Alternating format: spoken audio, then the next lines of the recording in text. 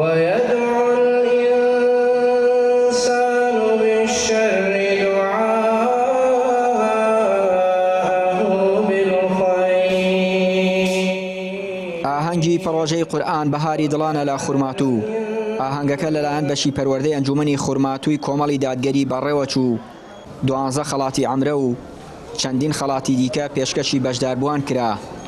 شاری دووس خورماتوویش بەم بەشداری کرد لەم پرۆژەیە و بەڵام خەڵاتەکانی ئێمە خۆمان وەکو ئەنجومەنی کۆمەڵی دادگەری لە ڕێگەی خێرخوازانەوە پەیدامان کردووە و ئەویش 12 عومرەیە و تقریبا نێزگەی 47 دیاری خەڵاتی جۆرا و جۆری نایابە بۆ ئەو کەسانەی کە تیر و پشکیان بۆ ئەکرێت لەم پرۆژەیە بۆیان دەرەچێت.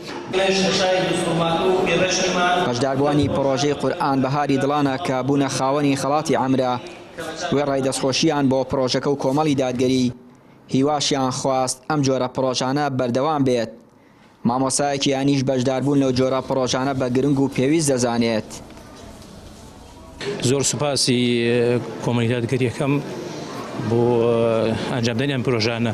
بەڕاستی ئەم پرۆژانە زەرورە بۆ مسلمانان هەشنا بن بە دینەکەیان زیاتر و بە قورئان و بە حەدیث. و هەموو ساڵی کۆمەڵی دادگەری ئەم پرۆژانە ئەنجامەدات. بەڕاستی زۆر شتێکی باش و مای دڵخۆشیە. بسم الله الرحمن الرحیم. سەرەتا زۆر سوپاسی ئەم ڕێکخرا و ئەم لایەنانەکەین کە خەریکی ئەم کار و ئەم شتانن. زۆر سوپاسیانەکەین. بەڕاستی هەستێکی زۆر خۆشە. زۆر سوپاسیانەکەین پێیان بۆ ئەو کەسانە کەوا تا ئێستا بەشداریان نەکردووە کەوا لە ئێستا بەدەوە بەشداری بکەن. بێگومان خەڵاتەکە گرنگ نییە. خەڵاتی ئەو کەسانە کە بەشداری ئەەکەن لەم پرۆژانە خەڵاتیان لای خوای گەورەیە، بەڵام ئەم خەڵاتە تەنها وەکو دڵخۆشکردنێک و هەندانێکە.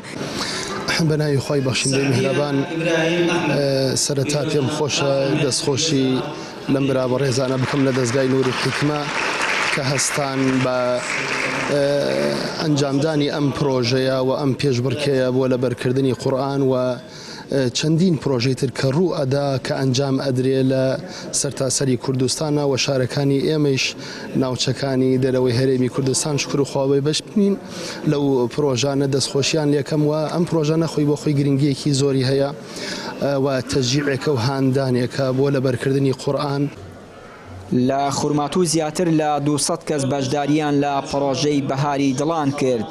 هەر بۆیە ئەنجومەنی خورماتووی کۆمەڵی دادگەری بە هاوکاری خێرخوازانی سنوورەکە خەڵاتەکانی دابین کرد و ئاهەنگی شایستەی بۆ بەشداربووان ساز کرد.